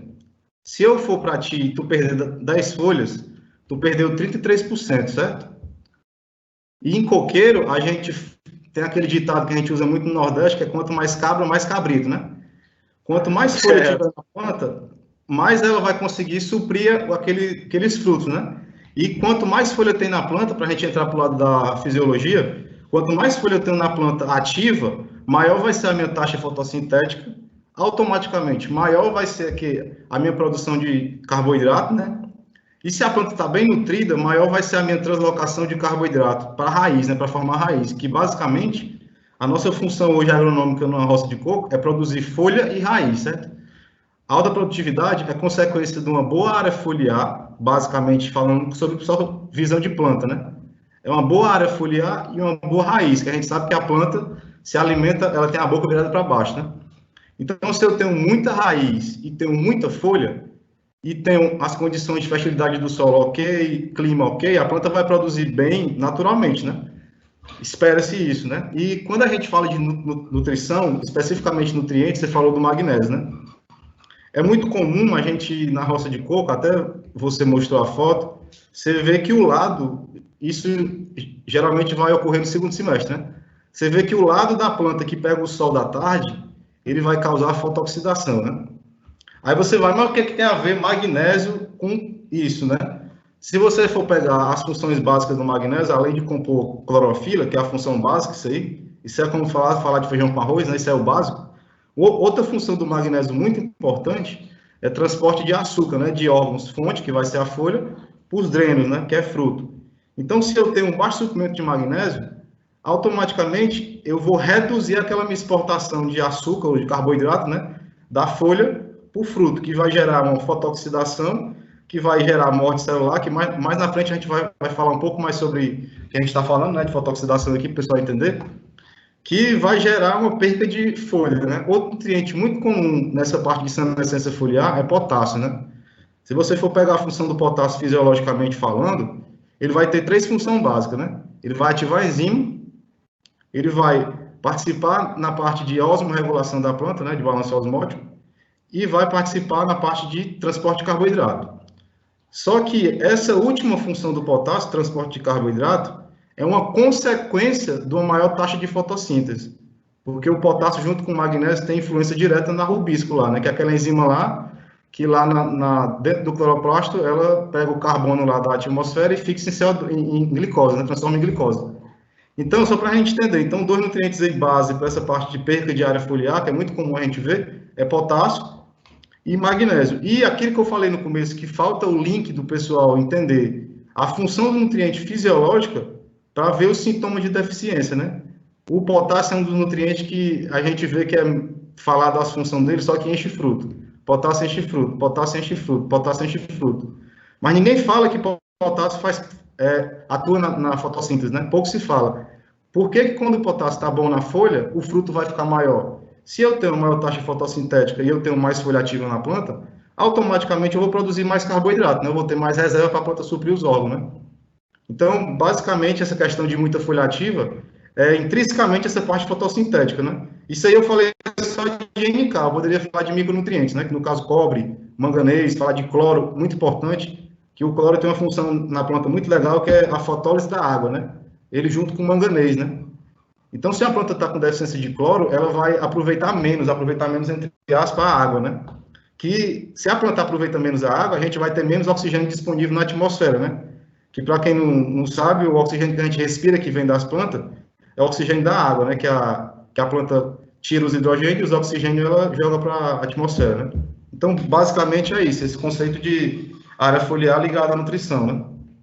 Beleza, Jamerson, muito bom. Você foi bem cirúrgico, né, em apontar os principais pontos, né, relacionados à nutrição que influenciam nessa questão do número de plantas e desse aspecto todo relacionado à fotossíntese e toda a consequência, né, na produtividade, e finalizou muito bem com a questão do balanço, né, nutricional. E aí só um destaque, né, a gente, enquanto Iara, tem uma preocupação muito grande, né, dentro de toda a recomendação nossa, dentro dos nossos programas nutricionais, tá? Que a gente constrói, divulga nas diferentes regiões, ou que nós recomendamos diretamente para clientes, um dos pontos fundamentais da nossa recomendação é exatamente o equilíbrio nutricional, né? Para que a gente consiga atender toda a demanda de nutrientes. Muito bom. Vamos aqui para a quinta pergunta, tá? Essa quinta pergunta, né, ela se refere ao nutriente boro, né, como eu lhe conheço, tempo já, eu e o Isa, a gente tem já uma aproximação com você. Você é uma pessoa que explora bastante, né, o conhecimento ligado ao boro, né, em diferentes regiões, né, sempre nas suas andanças, né, a gente vê bastante isso aí, você compartilha muito com a gente, o que é muito bom, né, somos entusiastas da importância desse nutriente, né. Então, em relação ao nutriente boro, né, e conforme mostramos na apresentação, existem fortes efeitos no desenvolvimento e produtividade da cultura do coqueiro. A Yara Brasil está apoiando, por meio de sua área de pesquisa, né, que está dentro da área agronômica, um projeto inovador em parceria com a Universidade Federal Rural da Amazônia e a Universidade Federal Rural de Pernambuco, né, e a empresa Vitacaule, tá? E aí está com o nome do professor Fernando Freire, né, professor que vai conduzir o trabalho, e o Ayrton, né, representando a Vitacaule, cujo principal objetivo é estudar, né, formas de aplicação de boro na cultura do coqueiro, por meio de uma forma, né, diferente, inovadora, e uma pesquisa realmente de vanguarda, né, trazendo aí a forma como a Yara enxerga a pesquisa, né. Então, a Yara é uma empresa que nasceu, né, com base em conhecimento científico, tá? E nesse caso, a gente vai avaliar, né, um produto do nosso portfólio chamado Yara Vita Portrac. Especificamente em termos dessa pesquisa, né, que você conhece, né, como é que você avalia a importância, né, e tendência desse tipo de estudo? Você poderia abordar um pouco sobre isso, Jamison? Pronto, você agora me colocou assim para falar um negócio que eu gosto muito. Você sabe que eu gosto muito de falar sobre o boro, né? E eu falo muito que o boro é um micronutriente com macrofunção, principalmente coqueiro certo? É muito exigente em boro, e você falou lá no começo lá que os níveis, aqueles níveis foliares, né? Foi definido há um bom tempo atrás, quando a gente produzia 200 frutos por planta, né? Hoje a gente tem 400, 450, 350, certo? Em área de alta produtividade. E a gente vê que o boro que está ali na literatura não é o mesmo boro que a planta precisa, né? Aquele teor lá, aquele teor foliar, né? Que, inclusive, se tiver a oportunidade, eu vou falar um pouco desse método de diagnose nutricional, né? Como é que a gente trabalha. E sim, voltando para o boro, né? O boro hoje é um dos micronutrientes que a gente tem que ter maior cuidado, porque o primeiro sintoma de deficiência de boro, a gente não vê, né? Que seria a redução do sistema radicular, né? É basicamente o primeiro sintoma dele, certo? A gente não consegue ver. Isso aí é muito preocupante, porque limita muito a produção do coco hoje, né? Falando de Brasil, tanto coqueiro ou não, como híbrido gigante, a gente vê é o micronutriente que a gente vê mais deficiência expressa na planta, visualmente, é boro, né? E só para pontuar aqui algumas funções do boro, né? Vamos falar aqui umas 7, 8 funções de boro básica, para o pessoal saber qual é a função do boro, né? Primeiro, como eu falei da parte de raiz, né? Boro tem uma função primordial nessa parte de formação de meristemas, né? Porque ele que controla a concentração de auxina, né? Nesses pontos de crescimento, certo? Outra função do boro muito importante, né? E outro dado importante é que a maior parte do boro na planta ele vai estar na parede celular, né? Então, outra função do boro básica é essa parte de estrutura da parede celular, junto com cálcio, né? Outra função do boro básica, que a gente vê muito por aí falar, que é uma das mais conhecidas, é nessa questão de formação do grão de pólen, né, e viabilidade de fecundação e tubo polínico, né? Isso é bastante explorado, né? Só que, para deixar bem claro aqui, uma função do boro que pouco se explora é que ele tem um efeito sinérgico muito alto com potássio, né? Inclusive, eu queria deixar aqui para quem gosta de ler, uma coisa quiser aprofundar, tem um cara chamado Ismail Kekmek, ele é um turco, certo? Ele hoje é a maior referência em nutrição de planta do mundo, essa parte de fisiologia é uma das maiores referências, e ele tem muito trabalho com micronutrientes, né, que são geralmente nutrientes mais esquecidos, e ele tem um trabalho bem legal, e um dos trabalhos dele mais recente, ele mostrou justamente esse sinergismo de aplicação de boro com potássio, né? Isso aí influenciando na abertura e fechamento estomático. Então, olha lá, o boro vai ter um impacto diretamente indireto, né, assim falando, na fotossíntese, né? Certo? Vai ter esse impacto, né? Outra função do boro básica aí para a gente falar, né, que pouca gente se fala também, é metabolismo de composto fenólico, né? Outra função do boro básica, que também que a gente pouco fala, é essa parte de transporte de açúcar, né? E controle da membrana celular, certo? Uma planta com deficiência de boro em campo, quando ela encarquilha a folha, é muito comum a gente ver muito pulgão ali naquela região, pulgão, mosca branca, certo? E tem já trabalho mostrando isso, que quando a planta está com deficiência de boro, ela vai tender a extravasar composto celular, né? Porque ela não tem capacidade de segurar, né? E agora, falando um pouco lá da pesquisa, né? Como a gente viu aí que o boro é muito limitante em coqueiro não e se aplica pouco, e principalmente em região de sequeiro, que você só vai conseguir corrigir a deficiência de boro quando chover, porque uma coisa importante é que o boro seja absorvido via fluxo de massa, né? Então, à medida que a planta vai perdendo água, o boro vai sendo tomado, né? Então, acontece o quê? Que essa pesquisa aí, quando a gente vai trabalhar com essa técnica de endoterapia, que seria trabalhar com a injeção, teoricamente uma injeção, a gente seria um médico aí no caso, né? Pegando a agulha, colocando na veia do paciente e injetando um produto, né? No caso, o nutriente, né? Eu vejo isso aí uma perspectiva futura muito boa, essa parte correção de deficiência e também translocação, certo? Que geralmente as fontes de boro que mais nobres, né? Principalmente boro meia e boro poliol, ele tem alta capacidade de translocação na planta, né? Que a planta vai, se eu aplicar via solo, algumas plantas conseguem translocar, ela converte o boro para boro poliol, né? Ela consegue que o boro fica móvel no floema, né? Então, esse trabalho eu vejo com um aspecto muito positivo, além do que a questão de avaliação, que a gente vai avaliar caracteres fotossintéticos, né? Que poucos são os trabalhos que existem com coqueiro com isso, até tem trabalho com fotossíntese em coqueiro, só que é trabalho do começo dos anos 2000 e não tem trabalho de coqueiro com boro em áreas que produziu bastante, né? Trabalho que eu falo publicado, né? Não sei que deve ter fazendas que deve ter trabalho particular e tal, mas eu falo assim de modo geral publicados, né? Não se tem trabalho correlacionando essa parte fotossintética com um nutriente, que no caso nosso vai ser boro, né? Então, esse trabalho aí vai abrir, assim, o leque para muitas possibilidades, não. A gente vai enxergar muita coisa que era pouco desprezada, muito desprezada em coqueiro, né? Então, eu vejo como uma coisa que, no futuro, isso aí vai ser muito usado, certo? E vou chamar aqui para o estado falar um pouco do Pará, rapidinho. Lá no Pará é uma das regiões do Brasil que mais tem deficiência de boro, certo? Porque é solo muito ácido, né?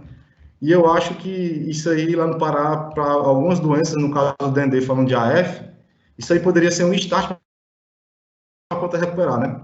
Fornecimento de boro. Além do boro ter função de... Tem até um trabalho de um cara do Paquistão, é até novo esse trabalho, em 2018, 2019, né?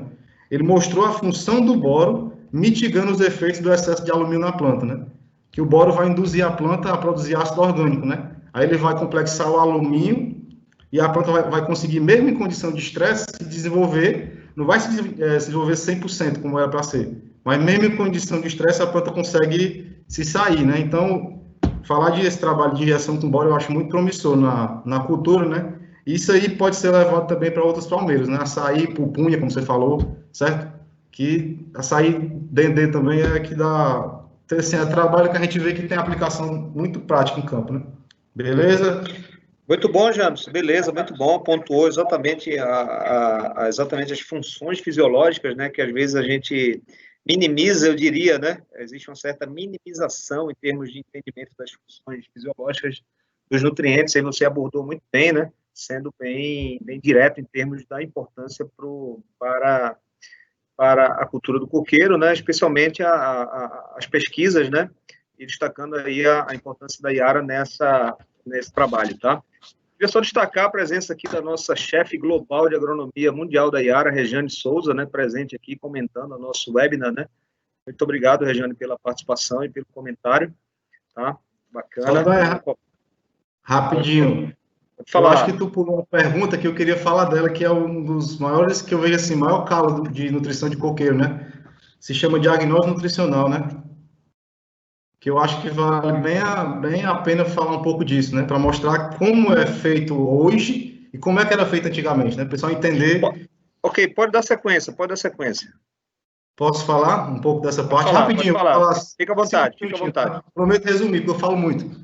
Prometo que vai ser rápido. Tranquilo. Bom, pessoal, o Saldanha mostrou aí lá no começo da apresentação aquele quadro lá com níveis críticos, né? Isso aí viram lá o ano de publicação, 2004, né? Mais ou menos ali. Ainda tem no rodapé lá da tabela, tem assim, dados não publicados, né? Que aquele dado está no livro, mas a gente não sabe de onde veio aquele dado, assim, em relação à produtividade, né? Eu não sei se aquele teor foliar está associado à produção de 200 frutos, está associado à produção de 180, está associado a 250, a 300, a 400, eu não sei, né? A gente tem só aquele valor, né? Então, a gente confia muito no escuro, né? Que ali você está indo basicamente no escuro. Você viu que o cara falou que para coqueiro é aquilo, mas você não sabe qual teor foliar é associado àquela produtividade, né? E um dos métodos de diagnose mais comuns se chama níveis críticos, né? Existem níveis críticos, eu vou falar aqui o que tem mais disponível, né? Só para o pessoal de casa ter esse conhecimento, que além dos níveis críticos, a gente tem as faixas de suficiência, outro método de diagnose, a gente tem o desvio percentual do ótimo, a gente tem chance matemática, a gente tem linha de fronteira, a gente tem índice balanceado de Kenworth, a gente tem DRIS, que o Saldanha tem um trabalho que a tese de doutorado dele foi com isso, no Pará, em 2015, foi, Saldanha? No seu ano, não, 2017, eu não sei. 2014, 2012. Pronto. Existe o DRIS, que é o Sistema Integrado de Diagnose e Recomendação. Existe um pouco mais avançado, que é o CND, né? Que é a Composição da Diagnose Nutricional. E tem também o PRA, né? Que é o Potencial de Resposta à Adubação, certo? Só para vocês entenderem, uma analogia seria, a gente está falando aí em termos evolutivos, né? Como se eu tivesse saído de uma vela para uma lâmpada de LED, só para vocês terem essa ideia, né? Do nível crítico ao CND, certo? E quando a gente trabalha, a gente tem 3 abordagens, né? A gente tem uma abordagem univariada, que eu só estou avaliando aquele nutriente isolado. A gente tem uma abordagem bivariada, que é a abordagem que o Saldanha fez no trabalho dele, é quando eu trabalho com relações entre os nutrientes. E a gente tem uma abordagem multivariada, que é quando eu pego a influência de um nutriente em relação a todos os demais, né? E hoje, basicamente, para coqueiro, graças ao Saldanha, o último trabalho publicado com o DRIS foi esse dele, em 2014, né? 2015, 17, o artigo 17. E eu nunca vi, não sei se também você já viu, um trabalho com coqueiro híbrido com DRIS, né? Não vi, acho que você é o único que tem, sim, certo?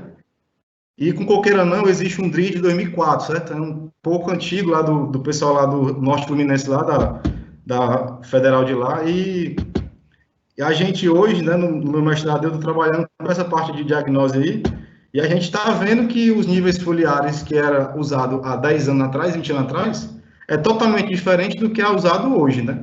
Porque basicamente só tem basicamente difundido nível crítico, né?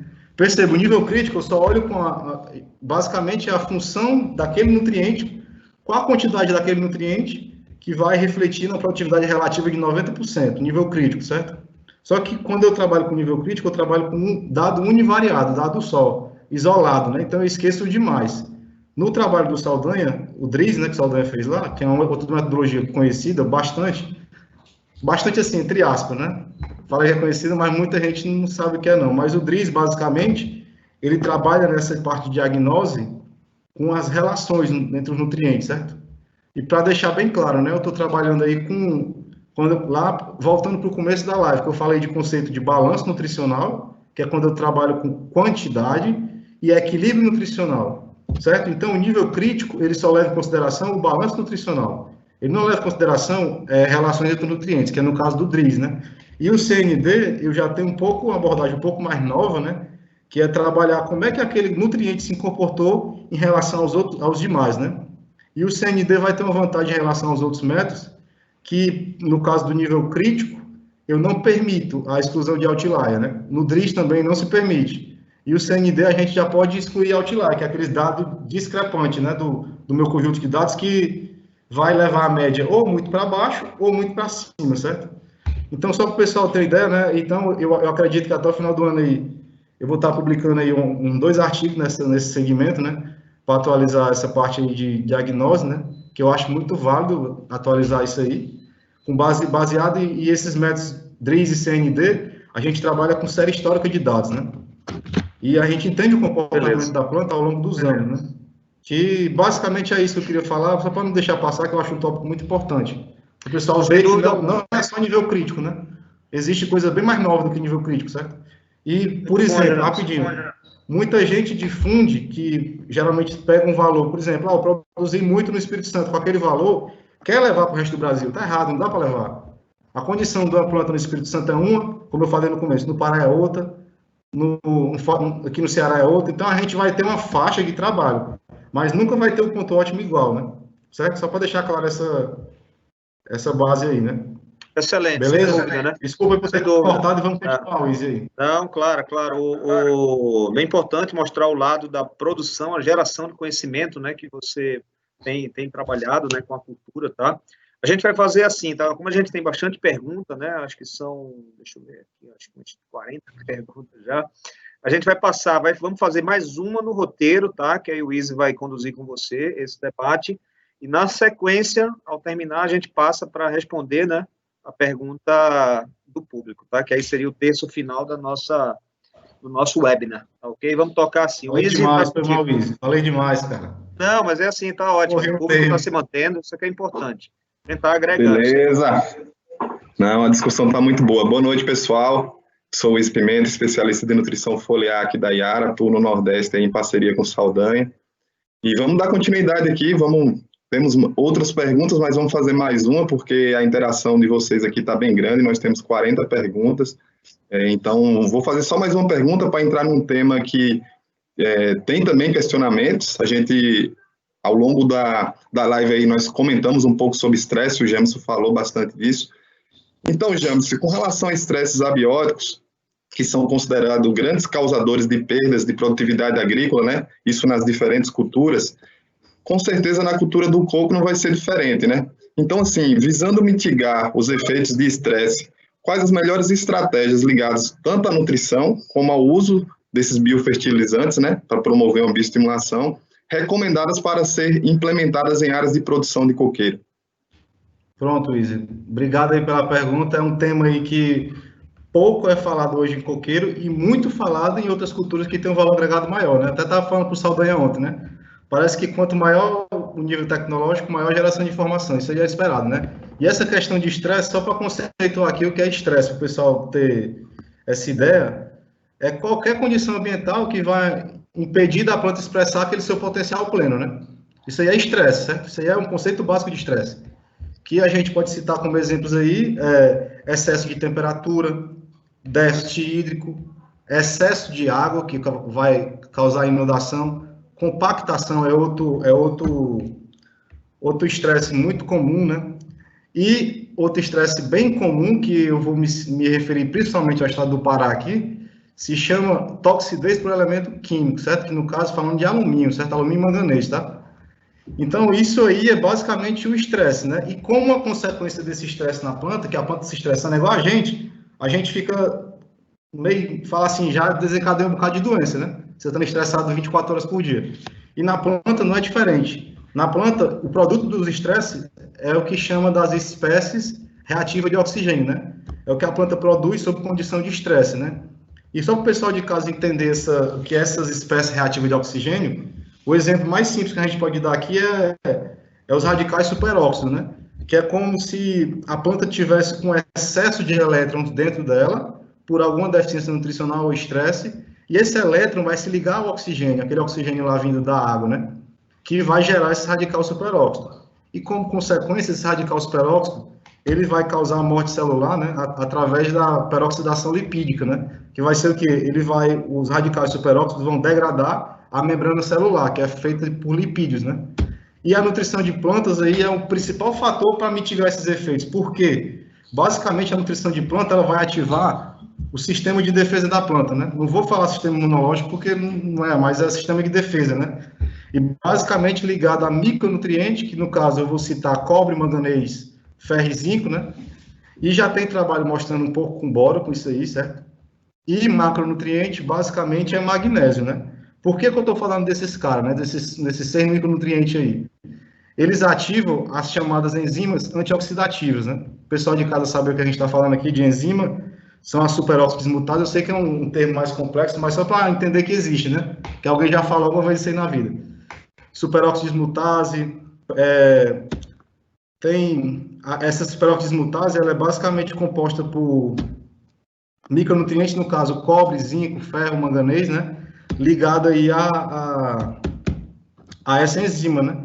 Outra enzima importante, catalase, peroxidase, essa enzima aí. Justamente no trabalho que a gente está fazendo com a Iara aí, que a gente vai fazer com extrato de alga, né? Que a gente vai aplicar, a gente vai avaliar o quê? A gente vai avaliar a influência desse extrato de alga na mitigação dos efeitos, que é o que a gente espera, né? Que a planta estando estressada, ela vai ter atividade dessas enzimas lá em cima, certo? Quando a gente aplicar extrato de alga, a gente espera o quê? Que essas enzimas, a atividade caia, né? Porque o nutriente vai conseguir mitigar os efeitos, entendeu? Então, basicamente, essa questão de estresse, falando de Brasil, hoje, nas áreas de coco, a gente tem excesso de água no Pará, excesso de chuva, que muitas vezes vai alagar, trazendo aí para Petrolina, região Petrolândia e Rodelas, excesso de temperatura e muitas vezes déficit hídrico, certo? Falando um pouco aí de Ceará, né? Aqui também, dos últimos 2, 3 anos, está chovendo muito. Isso aí também a planta estressa a planta, tá? Porque reduz a luminosidade, né? E falando um pouco de Sudeste aí, é frio. Lá a planta passa frio, certo? E a gente está começando a ver que a planta, um pouco antes de ela passar esses estresses, ela sinaliza para a gente. Visualmente, você consegue ver algumas coisas, né? Na planta, né? Por exemplo, o Saldanha falou no começo da deficiência de magnésio. É muito comum a gente chegar na área de coco e a gente chegar na planta que está pegando o sol da tarde todinho, você vai ver um lado do folíolo fotooxidado, amarelo, e um lado do folíolo verde, certo? Aquilo ali é uma deficiência de magnésio sendo expressa devido ao excesso de luz e temperatura, né? Que geralmente tem regiões que a planta tem aquela fome, mas ela não expressa, né? A gente chama de fome oculta, né? E eu queria passar agora para você, para o Saldanha, para falar um pouco sobre o que a Yara tem de solução para isso, né? De produtos, né? Para o pessoal de casa entender mais um pouco do... Inclusive, o trabalho que a gente vai fazer vai usar, no caso, o Bortrac, né? Que é um extrato de alga, não é isso? Beleza, James, excelente explicação. E como você bem pontuou, a gente que trabalha no Nordeste e em outros lugares, na maioria, ao longo do ciclo da cultura, seja coco ou outra, nós temos a interação desses estresses acontecendo ao mesmo tempo na cultura, né? Nós estamos seguindo com o trabalho com o James, iniciando nessa linha, visando a gente entender melhor esses processos, como a gente pode ajudar melhor a planta no que diz respeito ao estresse, né? Então, hoje nós estamos conduzindo o trabalho com o James com o produto Biotrac, é um produto à base de extrato de algas, então é um produto que a Yara tem no portfólio, visando justamente esse apelo no sentido de reduzir o estresse das plantas. Bom, Jamison, são muitas perguntas aqui que nós temos, algumas nós já tratamos nessa discussão, né? A gente falou bem de boro, você falou bem de estresse, então nós vamos fazer algumas perguntas agora. Só para abrir parênteses aqui, rapidinho, essa questão de estresse, um trabalho que falta em coqueiro, que a gente vê em outras culturas que estudam com bastante força, se chama acúmulo de carboidratos, certo? Em raiz e na inflorescência. Isso aí em coqueiro é um trabalho que vai explicar muito da oscilação de produção ao longo do ano e por que determinada época do ano vai abortar muito fruto, certo? Isso aí vai explicar bem. Porque pelo menos Saldanha também, a gente lê bastante, a gente não vê trabalho nesse segmento em coqueiro, né? Eu não sei hoje, por exemplo, na manga, a live lá do Eduardo Ferraz, ele sabe quantos quilos de carboidrato eu tenho que ter acumulado na planta para me produzir X toneladas por hectare, né? Em coqueiro eu não sei isso, né? Certo? Em coqueiro falta essa parte fisiológica do negócio, entendeu? Que é graças a isso aí que a gente vai entender esses estresses, né? Entender essa flutuação de carboidrato ao longo do ano, certo? Basicamente, e uma coisa junto com isso aí que falta básica é definir níveis ótimos associados a determinada produtividade em cada região, né? Que esses níveis ótimos vai ter 100% de impacto nessa demanda de carboidrato pela planta, né? Beleza? Só para deixar claro essa parte aí, que é um dos trabalhos que eu vejo que muita carência. Se fala muito, mas se mostra pouco, entendeu? Outra coisa, rapidinho, só para não passar a batida aqui, que é muita coisa para falar, no que diz a respeito à análise de seiva, certo? A gente está vendo aí que se fala muito, porém, na parte de estatística, a gente vai ver não tem correlação de quase nada, certo? Se a gente for... que é muito bonito a gente olhar para um dado e achar uma coisa. Agora, quando você olha para um dado e aplica uma matemática, uma estatística nele, para você realmente ter a certeza que as coisas mudam, né? Então, se dissemina muito essa parte de seiva, só que as correlações que a gente vê é baixa, ou então, às vezes, não tem nem material sobre isso, né? Certo? Excelente. Excelente. São pontos bem importantes e acredito que o pessoal que está assistindo, os produtores, eles ficam até empolgados, né? Porque o nível de estudo que você pretende fazer na cultura do coco vai nos ajudar bastante, com certeza. Em coqueiro, falta a dinâmica de exportação de nutrientes. Isso. É uma coisa básica, e principalmente micronutriente, entendeu? Eu não sei hoje, basicamente, assim, a gente não sabe assim porque a gente tem contato, mas tipo, não tem nada publicado dizendo assim, ó, se eu produzir 200 frutos, a planta exportou X grama de boro, X grama de cobre, entendeu? Isso aí falta na cultura. Isso aí é um dado legal, porque você consegue ajustar aqui no seu programa de adubação, né? Excelente. Nessa pequena discussão final aí, a gente já abrangeu também várias perguntas. Isso Então, por isso que a gente é bom fluir, deixar fluir. De novo, é só para tu falar dos produtos da Yara, né? Tô só te cortando aqui, desculpa, porque é muita coisa para falar. É isso aí, fica tranquilo. Então, vamos seguir para a pergunta agora. Vamos pegar aqui um pouco das perguntas que o pessoal tem mandado para a gente. Temos um período de aborto fisiológico nos cachos 15 e 16 aqui em Petrolina. Como antever nutricionalmente a planta para minimizar esse aborto? Quais os nutrientes aplicar e em qual época deve ser essa aplicação? Pronto, essa pergunta eu acabei de responder falando da demanda de carboidrato, né? Se a gente tiver esse trabalho, a gente vai conseguir entender muita coisa na planta, certo? E em relação assim, à nutrição, o nutriente que a gente observa que tem maior deficiência, que vai ter que ser atualizado os valores, é o magnésio e boro, certo? Principalmente os nutrientes que a gente vê que tem muita correlação com essa parte aí de abortamento, porque, querendo ou não, boro, eu falei pelo menos da disfunção do boro há pouco tempo, e tem correlação direta com isso, e magnésio, pouco se fala de transporte de açúcar, certo? Que é uma coisa muito importante, essa parte de translocação, tá? Então, o que vale fazer é, pelo menos, um trabalho de análise foliar mensal durante uns 2 anos, para você entender o comportamento da flutuação da planta, né? E análise de carboidrato, né? Para entender as reservas, certo? Para mim conseguir prever aquele futuro, entendeu? Certo? E, geralmente, também, essa questão de abortamento aí pode ser ligada à questão de luminosidade, também tem outro fator, né? Frio, também isso aí pode acontecer, certo? Basicamente, a resposta aí, falta um trabalho para mostrar isso aí, né? Um dado científico para a gente, porque é o que eu falo para o Saldanha, tem muito achismo e pouca estatística, pouca ciência, né? Perfeito, James, perfeito. Aqui você já também respondeu. Temos mais perguntas, e, por exemplo, a do Ricardo Wolfgram, que ele pergunta se tem algum material sobre marcha de absorção, foi isso que a gente discutiu, a carência dessas informações. Temos uma pergunta aqui do Hélio Rodrigues, da PepsiCo. Desde novembro passado, temos vivenciado queda na produtividade de inúmeros coqueirais e posso garantir que alguns deles têm equilíbrio nutricional bem trabalhado. Todavia, isso não foi impeditivo de mumificação de flores femininas entre posição foliar 12 e 13 e agora em abril. No caso, agora em abril, né? Até agora em abril. Quais justificativos você pode apontar para esse fato? Pronto, aí a gente pode... Primeira coisa aí é ver quanto a planta produziu no passado, né? Aí eu vou voltar para o ponto que eu falei de novo de demanda de carboidrato, né? Será que eu exauri a planta? Ela não tem mais carboidrato para colocar para a folha nova, entendeu? Que falta isso aí. Geralmente a gente vê coqueiro produz cacho com 50, 60 coco, é muito comum na região de Petrolina aí, 45 frutos, 40. E a gente observa que depois de um tempo, a planta naturalmente vai cair, né? A produtividade, porque aquela relação fonte-dreno, né? O dreno muito forte na planta, certo? Geralmente a gente não dá subsídio para a fonte, né? Que seria essa parte de balanço nutricional, entender especificamente isso ao longo do ano, porque a planta, eu tenho certeza que a planta vai sinalizar, eu tenho certeza. E se a planta ela não é besta, ela vai sinalizar para a gente alguma coisa antes, e eu chamo a atenção aí para boro, magnésio e cobre, né? Que é cobre na região de vocês aí nem tanto, que o solo até consegue fornecer, mas boro, associado à alta produtividade, magnésio, é 2 nutrientes bastante demandados, certo? Beleza? E NK eu não vou falar porque é muito falado já de NK, tá? A gente tem que falar de coisas mais novas, né, teoricamente, certo?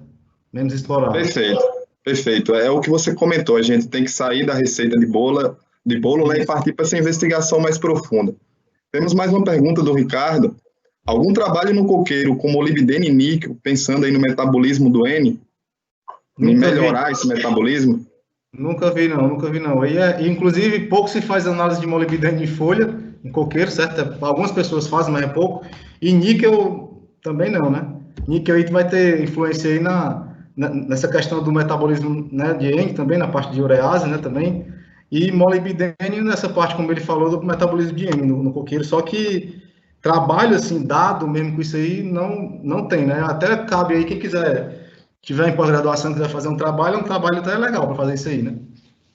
Certo? Que é 2 nutrientes que nunca se fala e que pode fazer diferença lá na frente.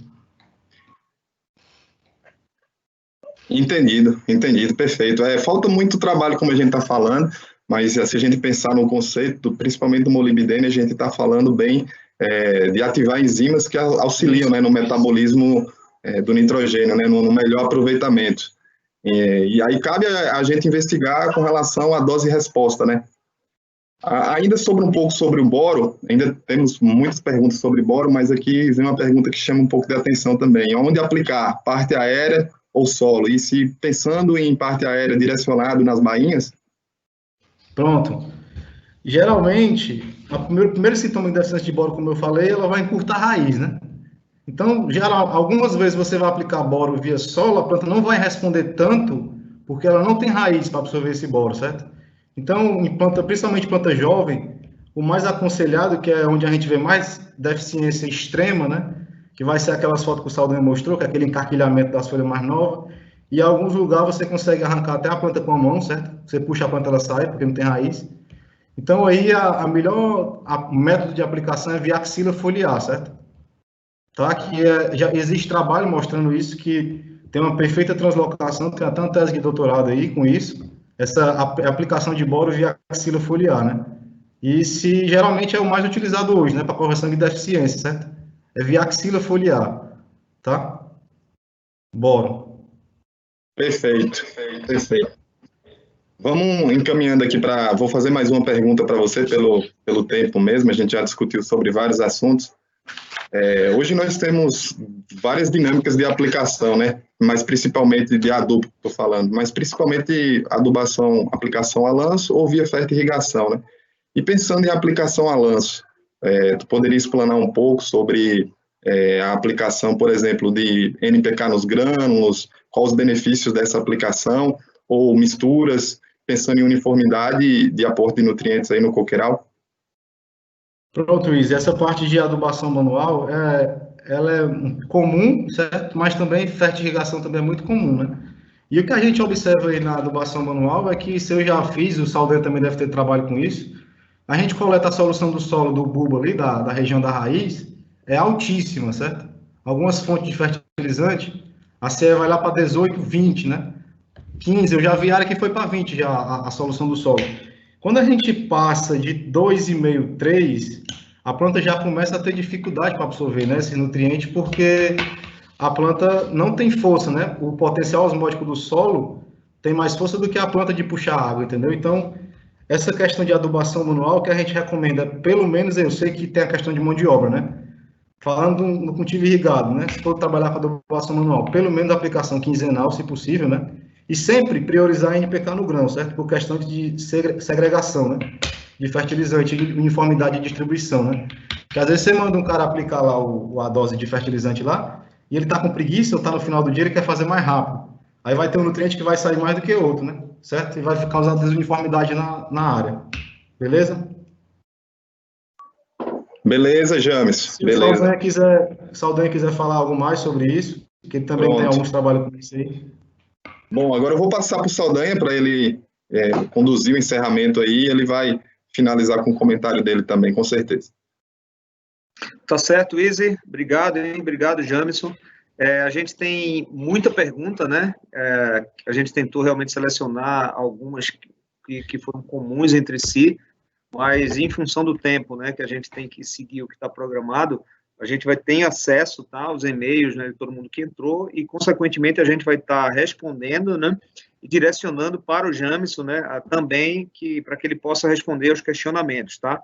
O ponto é que ninguém vai ficar sem a sua resposta, tá bom? Eu vou pedir para o Pedro compartilhar aqui a apresentação, né,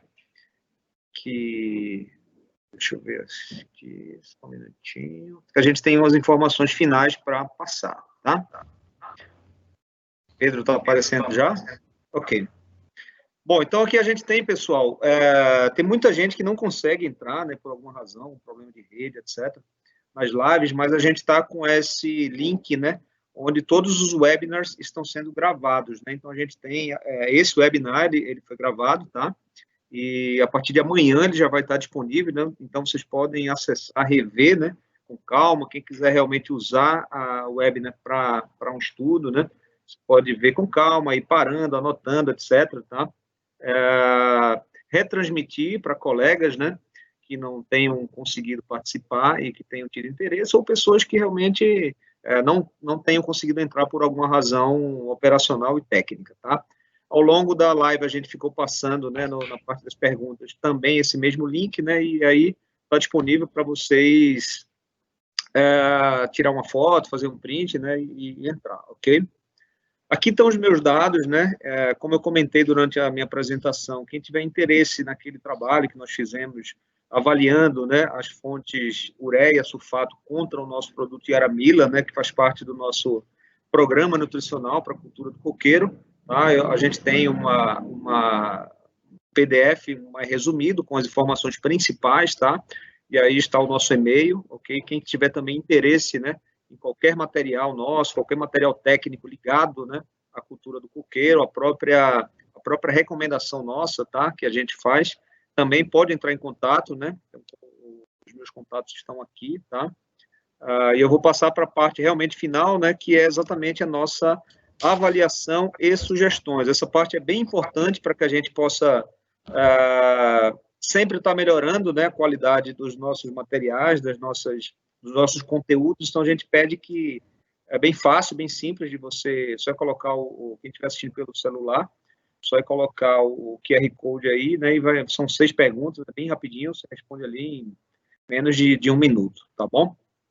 Eu acho que finaliza aqui, né, com a imagem do... vou voltar, vou deixar um pouquinho aqui, né, para quem não fez, né, quem quiser fazer, já posiciona aí o celular no QR Code, e aí vai nos ajudar também a estar melhorando o conteúdo, tá? E aí eu queria passar, né, a palavra aqui para o Jamison, só para que ele possa fazer a sua mensagem final, né? Então, que recomendação, Jamison, por exemplo, e mensagem final, você gostaria de deixar, né, para todos os convidados que estão nos assistindo, né? E eu percebi que nesse webinar a gente teve uma presença bem permanente, né? As pessoas entraram e não saíram, o que é muito bom, né? Que mostra que houve bastante retenção de pessoas, o que nos deixa bastante feliz por saber que o conteúdo, né, o nível de discussão realmente atingiu os objetivos, né, pelo menos considerando esse fator. Então, está contigo, Jamison, a palavra para você dar o teu recado final. Eu queria agradecer, né, a Yara, você, o Izzy, o pessoal da Yara todo, por essa oportunidade de falar sobre um assunto que é tão limitante à cultura e que é pouco falado, né? Eu até brinquei com o Saldanha, os eventos de coco aí é raro ter, né? Evento de coco, que pouco a gente vê, e em coqueiro hoje se aborda muito a fertilidade do solo muito bem, certo? Só que essa parte de nutrição de planta ou é superficial ou é deixada de lado, né? Que eu vejo que falta esse trabalho de fisiologia, né? Para a gente realmente entender, né, o que está acontecendo fisiologicamente na planta, né? Que a planta não tem como falar, ela não vai falar, vai conversar com a gente, ela vai apenas demonstrar, né? E cabe a gente avaliar e monitorar aquilo da melhor forma possível, né?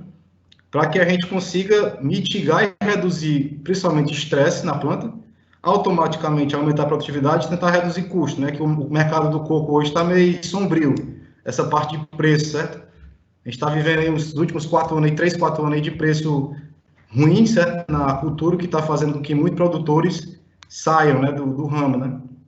E eu vejo um dos principais aí para conseguir contornar isso aí é a produtividade, né? Para conseguir redução de custo. Pelo menos empatar, né? Ou então perder menos dinheiro, porque hoje, dinheiro em coqueiro, hoje o produtor, muitos reclamam, né? Que está pouco. E a minha mensagem final é que a gente espera que as empresas, os outros consultores, o pessoal do Mexe com Coco, tentar focar um pouco mais nessa abordagem nutricional aplicada à fisiologia, né? Que eu acho que falta hoje muito na cultura do coqueiro, que é bem avançada em outras culturas, né? Manga, uva e tal. Então, a minha mensagem final era essa: investir em pesquisa, né? Menos achismo e mais ciência, né? Para a gente chegar a conclusões menos específicas. Beleza? Muito bom, Jamison. Menos achismo e mais ciência, né? Legal, muito bom, né? Então, em nome da Yara Brasil, eu queria agradecer fortemente, né, a tua presença, né, a você ter aceitado o convite e ter mantido a motivação, assim, realmente muito grande, né, com a iniciativa nossa, né, e a gente realmente agradece aos participantes, como a gente comentou, que se mantiveram presentes e ativos, né, ao longo de toda a transmissão, tá? A gente vai encerrar, né, e aí eu peço ao Jamison que permaneça na sala para a gente fazer alguns alinhamentos finais após o encerramento. Então, pessoal, antes de dar por encerrado, né, agradecemos realmente a participação de todo mundo, as perguntas, e frisando que a gente vai, de fato, retornar para vocês com os questionamentos que, porventura, não tenham sido respondidos. Muito obrigado, né? E boa noite a todos. Pedro, está contigo. Damos